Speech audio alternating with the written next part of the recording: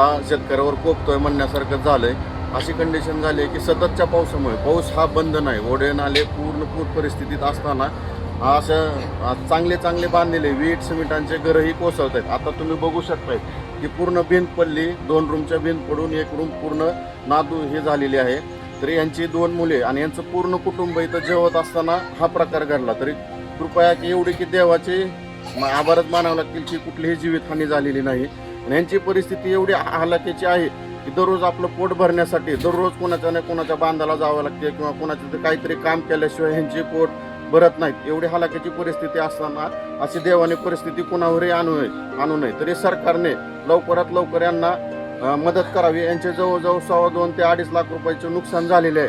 2.25 ते 2.5 लाख ह्यांना कमवण्यासाठी कमीत कमी 3 ते 4 वर्ष लागतील। अशी परिस्थिती असल्यामुळे ह्यांनी लवकरात लवकर सरकारने यांना नुकसानग्रस्त भरपाई द्यावी एवढीच विनंती। एबीपी माझा, उघडा डोळे बघा नीट।